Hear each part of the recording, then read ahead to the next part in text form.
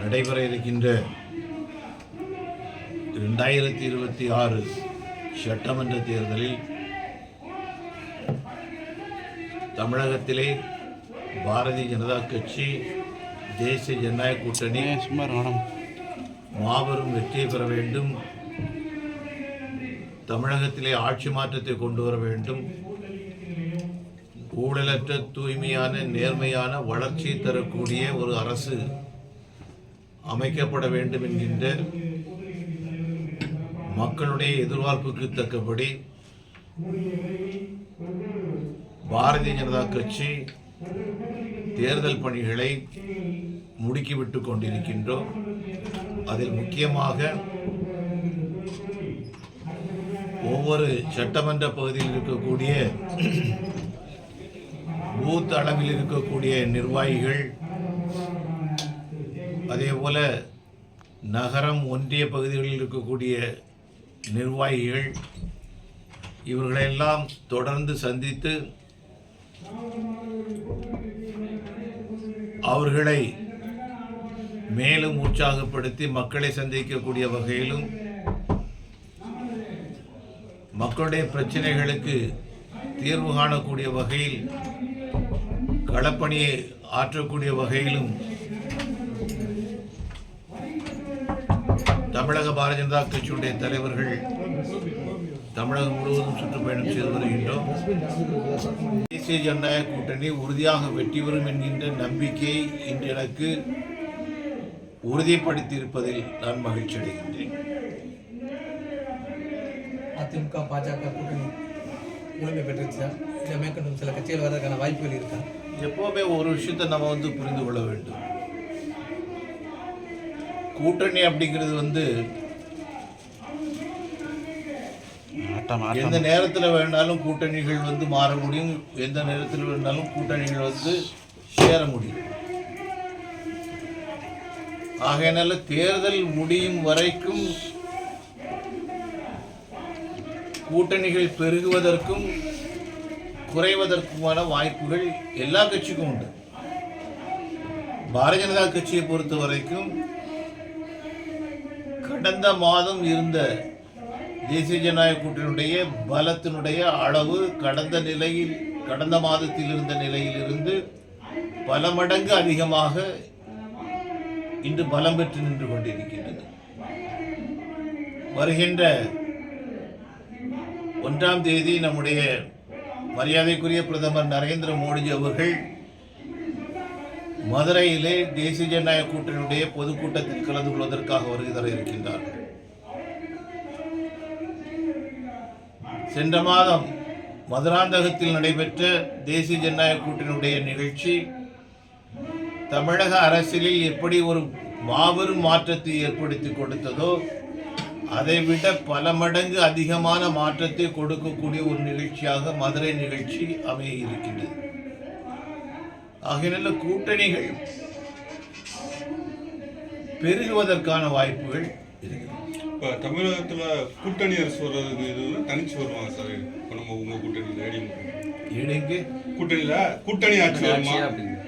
ஏற்கனவே எங்களுடைய தலைவர்கள்லாம் சொல்லிட்டு இருக்கிறாங்க. நாம் இப்போ அதுக்குள்ளால போய் நுழைய வேண்டிய அவசியம் இல்லை. என்னை பொறுத்தவரைக்கும் என்னுடைய வேலை, இன்னைக்கு நான் பரமக்குடி வந்திருக்கிறேன்னு சொன்னீங்கன்னா பரமக்குடி நிச்சயம் வெற்றி பெற்றாக வேண்டும். அதுக்கு என்னென்ன பண்ணணும், பரமக்குடியில் யார் நிற்க போகிறாங்க, பிஜேபி நிற்க போகுதா, அதிமுக நிற்க போதா, அதை பற்றி நாங்கள் பேசவே இல்லை. நான் பேசவே இல்லை. என்னுடைய விருப்பம் பிஜேபி இங்கே போட்டியிடணும். அப்போ உங்களுடைய கேள்வி அடுத்தால, அப்போ இங்கே நீங்கள் போட்டி போடுறதுக்காக முடிவு பண்ணிட்டீங்களான்னு. 234 போட்டி போட வேண்டும் என்று நான் விரும்புவேன். அண்ணா திராவிட முன்னேற்ற கழகத்தை சேர்ந்தவர்கள் 234 தொகுதிகளிலும் போட்டியிட வேண்டும் என்று அவர்களும் விரும்புவார்கள். எங்கள் கட்சியினர் கூட எங்களுடைய கூட்டணியில் கூட ஒவ்வொரு கட்சியை சேர்ந்தவர்களும் அதை விரும்புவாங்க. பணியும் நம்முடைய வேட்பாளர் நின்னா எந்த அளவுக்கு நாம் கவனம் கொடுக்கின்றோமோ அதே போல எந்த வேட்பாளர், எந்த கட்சியை சேர்ந்த, கூட்டணி கட்சியை சேர்ந்த எந்த வேட்பாளர் நின்னாலும் அவரை வெற்றி பெற வைக்கக்கூடிய வகையில் தான் எங்களுடைய பணிகளை நான் கூர்மைப்படுத்திக் கொண்டிருக்கிறேன். முதல்வர் வந்து பாஜக ஒரு டப்பா இன்ஜின் நாங்கள் திமுக வந்து சூப்பர் ஃபாஸ்ட் இன்ஜின் முன்னாடி வைக்க முடியாதுன்னு ஏன் சொல்லியிருக்காரு மீட்டிங்கில் அது நீங்கள் எப்படி பார்க்குறீங்க? எந்த டப்பா பழைய காலத்துல இருந்து இந்த ஒரு கஞ்சா டப்பா உண்டாதான் சொல்லியிருக்காரு டப்பா ஒரு இன்ஜின் இருங்க சார், என்ன டப்பான்னு சொல்றாரு முதல்வர் அவர்கள். அவருடைய பொறுப்புக்கு தக்கபடி நடத்தையிலும் வார்த்தைகளிலும் நாகரிகத்தை கடை யார் மோடி எத்தனை சொல்ற முறை வந்தாலும் தமிழ்நாட்டில் பிஜேபி வெற்றி பெற முடியாது. ஒவ்வொரு முறையும் வரும்போது பிரச்சனைக்கு வர்றாரு ஆனால் வெற்றி பெறலை அப்படிங்கிற எத்தனை முறை வந்தாலும் தமிழ்நாட்டில் பாஜக வெற்றி பெற முடியாது அப்படின்னு 2014 மீண்டும் மீண்டும் சொல்ல விரும்புகின்றேன். இதே நரேந்திர மோடி அவர்கள் பிரதமராக வர வேண்டும் என்று சொல்லி முதல் முழக்கம் போட்டு தமிழகத்திலே 2 பாராளுமன்ற தொகுதிகளையும் புதுச்சேரியில் 1 பாராளுமன்ற தொகுதியும் வெற்றி பெற்றது இந்த தேசிய ஜனநாயக கூட்டணி. அதை பற்றி அவர் சொல்லட்டும், நம்ம மரியாதைக்குரிய முதலமைச்சர் அவர்கள். ஏன் 14 நீங்க ஜெயிக்கல சொல்லுங்க, தயவு செய்து சொல்லுங்க.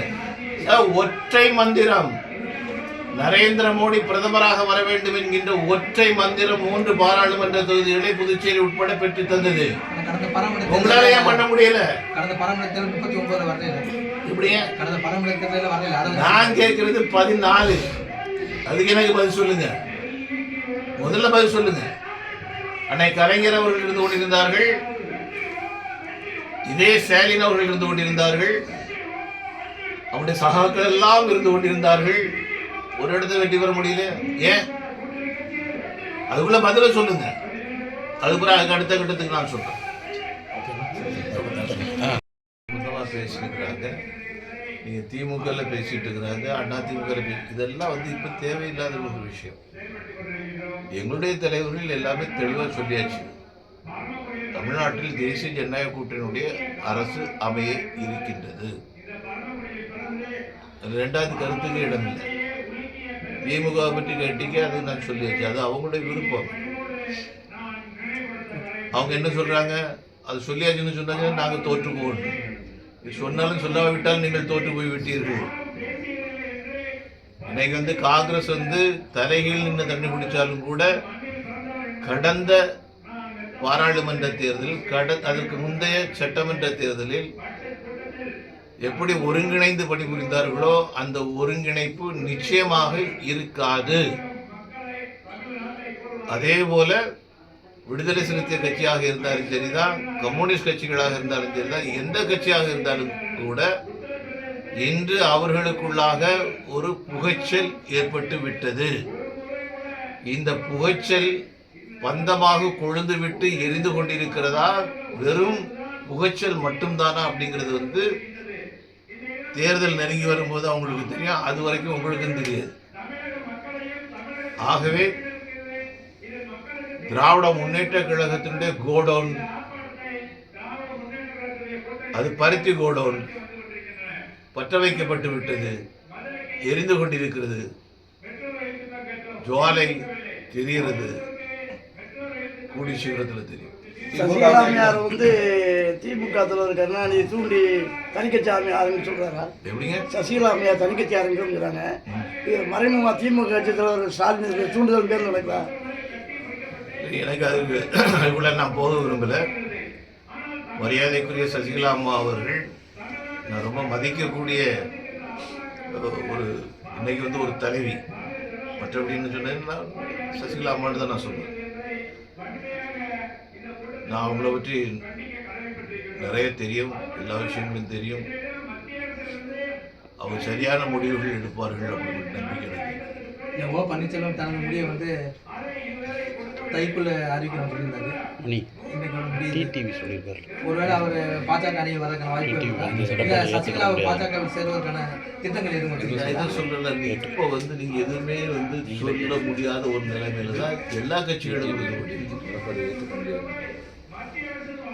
என்னுடைய கூட்டணி நாளுக்கு நாள் வலுப்பெற்றதாக மாறிக்கொண்டே இருக்கும்.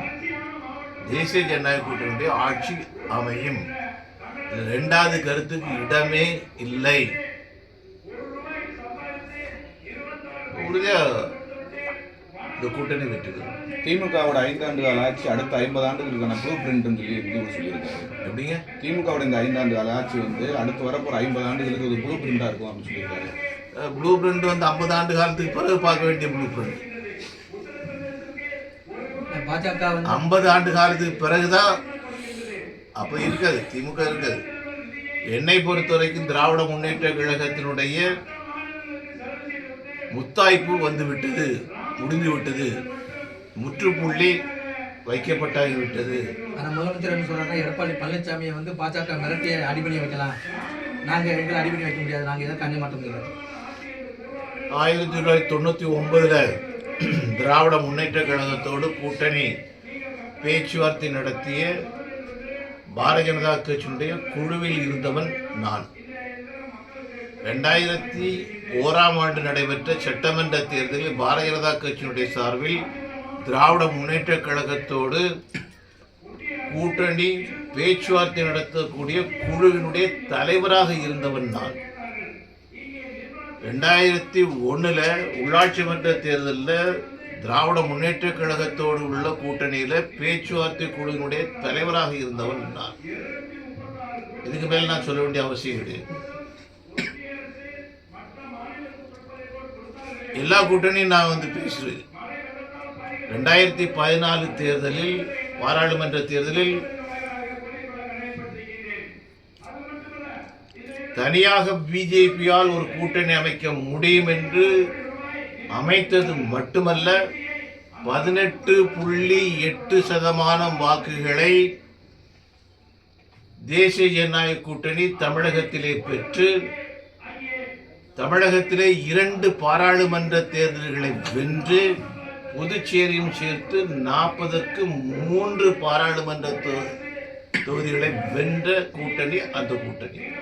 2014 நான் மாநில தலைவராக இருந்தபோது அமைக்கப்பட்ட அந்த கூட்டணி. அன்னைக்கு திராவிட முன்னேற்ற கழகம் புதுச்சேரி உட்பட 40 பாராளுமன்ற தொகுதியில் ஒரு இடத்தில் கூட வெற்றி பெற முடியவில்லை. அதையும் பார்த்தவன் நான். அதனால அதிகம் பேச வேண்டாம். சில விஷயங்கள் நாம வந்து சில தலைவர்களோடு தனிப்பட்ட முறையில் பேசும்போது உள்ள விஷயங்கள் வந்து பேசுறது வந்து அது நாகரிகம் இல்லை. மற்றவங்க எது வேணாலும் பேசலாம். என்னை பொறுத்த வரைக்கும் நான் அதெல்லாம் பண்றது இல்லை. தமிழ்நாட்டை மத்திய அரசு வஞ்சிக்கிறத சொல்லி நீங்க தமிழ்நாடு முழுவதும் ஆர்ப்பாட்டம் நடத்திட்டு இருக்காங்க. மத்திய அரசு தமிழ்நாட்டை வஞ்சிக்க பரமக்குடி மக்களை வஞ்சித்து இருக்காங்க அப்படின்னு சொல்லிட்டு யார் சார் இந்த போஸ்ட் ஆஃபீஸை பூட்ட சொன்னது? யாரு சார்? உங்களுக்கு யாரு திறந்துட்டாங்களா? திறந்தாங்களா பூட்டாங்களா? ஆர்ப்பாட்டத்தை முன்னாடி நடந்தது. ஆர்ப்பாட்டம் தான் கூட்டு போடக்கூடிய போராட்டம்னு சொன்னாங்க. அது ஆட்டோமேட்டிக் வேலை நடக்குது, அவங்க ஆர்ப்பாட்டம் தனியா பண்ணியிருக்காங்க. ஓ, உங்க வேலை நடக்கிறதுனால நடக்கக்கூடாதுன்னு சொல்லிட்டு போராட்டம் நடத்திட்டு இருக்காங்க. மத்திய அரசு அலுவலகங்களுக்கு முன்னாடி ஆர்ப்பாட்டம் நடத்தணும்னு சொல்லியிருக்காங்க. நம்ம பரமக்குடியில் இருக்கிற மத்திய அரசுங்கிற அலுவலகங்கிறது நம்ம தபால் நிலையம் தான். இரட்டை இலைக்கு வாக்கு சேகரிக்க மாட்டேன்னு டிடிவி தினகரன் சொல்லியிருக்காங்க. எப்படிங்க? என்டிஏ கூட்டணியில் அவங்க சொல்கிற இடங்களில் பிரச்சாரம் பண்ணுவேன், ஆனால் எடப்பாடிக்காண்டி நான் இரட்டை இலைக்கு பிரச்சாரம் பண்ண மாட்டேங்கிற மாதிரி சொல்லியிருக்கேன் டிடிவி தினகரன். சொல்லணும்னு நீங்க சொல்லியிருக்காங்க. நானும் சரி இல்லை இருக்கு, பேட்டி இருக்கு. 2 நாள் ஆச்சு சார் அவங்க சொல்லி டிடிவி தினகரன் சொல்லியிருக்காங்க. இல்லை இருக்கு, வீடியோ இருக்கு சார். உங்க போன்ல பேசினாரா? இல்ல பிரஸ் மீட்ல சொல்லி வீடியோ இருக்கு. நீங்க டிடிவியும் தனித்தனியாக ஏதோ பேசிக்கிட்டீங்களா? எனக்கு தெரியல. அல்லது டிடிவி அவருடைய பேர்ல வேற யாராவது உங்கள்கிட்ட தகவல் சொன்னாங்களா? இந்த கபாஸ்த ஃபேஸ்புக்கில் போகிறேன், வீடியோ இருக்கு. என்னங்க? இல்லை பார்த்தோம் அந்த வீடியோ. ஒரு தகவல் இருக்கு, அவங்களும் பேட்டி கொடுத்துருந்தாங்க. இப்போ நம்ம வந்து சோசியல் மீடியா எடுத்து பார்ப்போம், யூடியூப் எடுத்து பார்ப்போம், மாற்றி எல்லாம் போடுவாங்க. நம்ம பதில் சொல்லிடுவோம். சட்டமன்ற தொகுதியில் நம்ம நீங்க வேட்பாளர் இருக்கலாம். எங்க பரமக்குடியில தானே? உங்க கன்னியாகுமரி நீங்க நாடாளுமன்ற தேர்தல் சட்டமன்ற உங்களுக்கு அவ்வளவு காழ்ப்புணர்ச்சி என் மேல எந்த காலத்தை கொண்டும் பரமக்குடியில வந்து இந்த கன்னியாகுமரி கன்னியாகுமரி பாபு சார் சரி